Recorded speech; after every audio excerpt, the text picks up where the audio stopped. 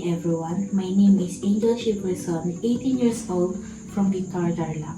I am currently a first year student taking Bachelor of Secondary Education major in Mathematics at Tarlac Agricultural University. I look forward to learning, growing, and contributing throughout this academic journey. But wait! Let's play a game. This game is titled True or False, Philippine-American War Edition. Hi everyone! Before we start, let's play a quick game to see how much you already know about our topic. I'm going to show you some statements and all you have to do is hit like if you think the statement is true or dislike if you think it's false. I'll give you a few seconds for each one, then I'll reveal the correct answer and explain it briefly. Let's see how many you can get it right.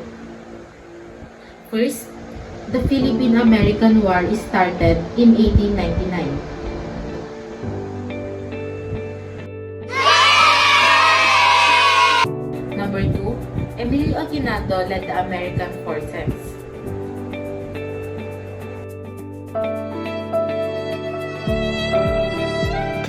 Third, the Proclamation of Benevolent Assimilation promised peace for aim to control the Philippines.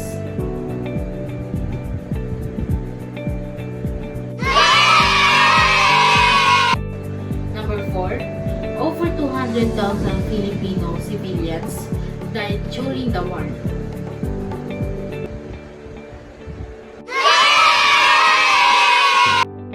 Number 5, the war ended immediately in 1900s.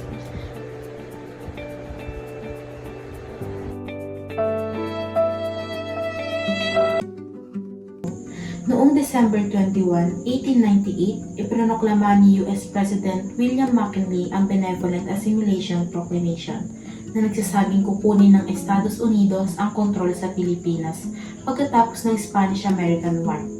Nag-clash ito sa unang deklarasyon ni Emilio Aguinaldo ng kalayaan ng Pilipinas noong June 12, 1898, kaya nagkaroon ng tensyon sa pagitan ng American troops sa Manila at ng Filipino Revolutionary Forces. Ang tensyon na ito ang naging dahilan kung bakit sumiklab ang Philippine-American War noong 1899 na nagpakita ng labanan ng mga Filipino para sa kalayaan laban sa bagong kolonyal na pamumuno. Ang Spanish-American War noong 1898 ay nagtapos sa pamumuno ng Espanya sa Amerikas at tumutulong sa pag-angat ng Estados Unidos bilang isang Pacific power. Sa pamamagitan ng Peace Treaty, ibinigay ng Espanya ang Guam, Puerto Rico at Pilipinas sa US at isinuko nito ang karapatan sa Cuba. Sa parehong panahon, in-annex din ng US ang Hawaii na lalong nagpatibay ng impluwensya nito sa parehong Caribbean at Asia. Sa madaling salita, ang digmaan at ang kasunod na kasunduan ay nagbigay sa US ng mas malawak na teritoryo at kapangyarihan sa mundo lalo na sa Pacific region. Noong April 1898, idiniklara ng Estados Unidos at Espanya ang digmaan matapos tanggihan ng Espanya ang ultimatum ng US. Ang unang malaking labanan ay nangyari noong May 1 nang talunin ni Commodore George Dewey ang Spanish fleet sa Manila Bay.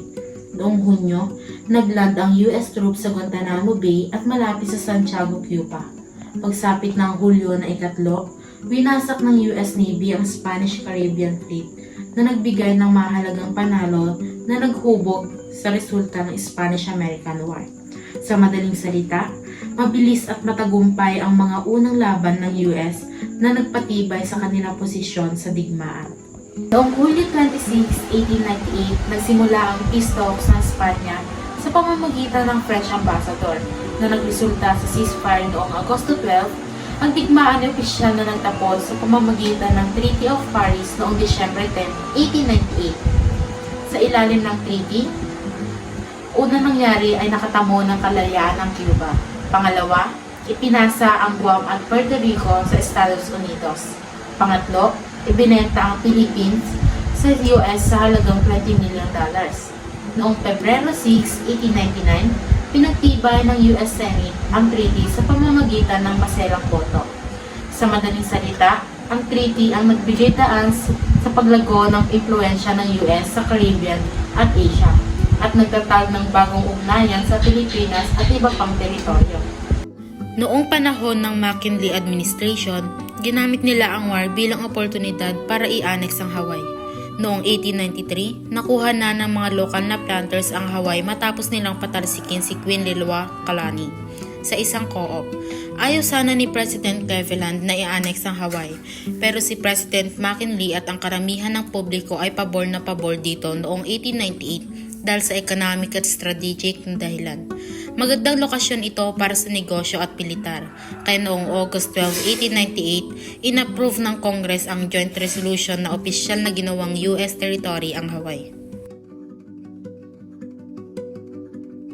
Okay, dadako naman tayo sa outbreak of the Philippine-American War of 1899. What sparked the war? First, Filipinos expected independence. Matapos tulungan talunin ng Spain noong 1898, umaasa ang mga Pilipino na makakamit nila ang kalayaan, pero hindi natupad ang kanilang inaasahan dahil plano ng ibang bansa ang kontrol sa Pilipinas. Pangalawa, US decided to take control. Sa pamamagitan ng Treaty of Paris, kinuha ng US ang Pilipinas bilang kanilang teritoryo sa halagang $20 million. Dahil dito, nagkaroon ng tensyon at disagreement sa pagitan ng US at ng mga Pilipino. The third one, tension in Manila. Dahil ayaw ng mga Pilipino na mapasailalim sa US control, nagkaroon ng paglaban at hindi pagkakaunawaan sa pagitan ng Filipino revolutionaries at US troops na naging simula ng Philippine-American War. Na-trigger, February 4, 1899. First, heavy battles. Noong February 5, 1899, sumiklab ang malalakas na labanan sa iba't ibang bahagi ng Manila. Ang tensyon mula sa nakaraang araw ay mabilis na lumala. Second, US response. Idineklara ng Estados Unidos ang sitwasyon bilang isang insurrection, kaya opisyal na nagsimula ang full-scale war. Third, Filipino resistance. Nagpatuloy ang labanan habang ipinaglalaban ng mga Filipino ang kanilang karapatan laban sa American colonization na nagdulot ng matagal at masalimuot na digmaan sa buong bansa. Immediate aftermath. First, nung iproklama ni President McKinley ang Proclamation of Benevolent Assimilation, nag-shift ang Pilipinas mula sa pamumuno ng Espanya mula patungo sa kontrol ng Amerika.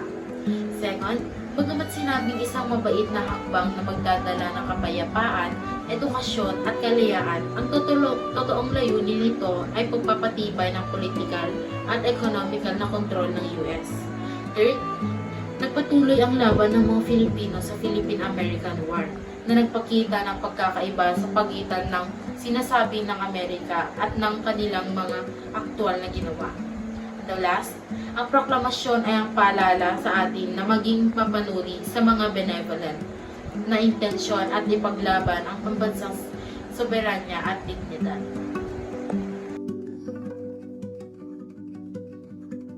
Ang Proclamation of Benevolent Assimilation ni President McKinley ang nagmarka ng paglipat ng Pilipinas mula sa pamamahala ng Spain papunta sa US. Ipinakita ito na parang mabait na hakbang, pangakong kapayapaan, edukasyon at kalayaan. Pero sa totoo, ginamit ito para bigyang dahilan ang political at economic control ng US sa bansa.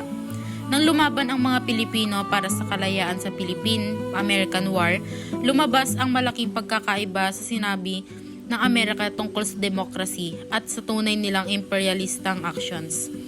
Hanggang ngayon, paalala ang proklamasyon na dapat nating questionin ang mga benevolent o kunwaring mabubuting intensyon ng mga dayuhang kapangyarihan at patuloy na ipaglaban ang soberanya at dignidad ng bansa.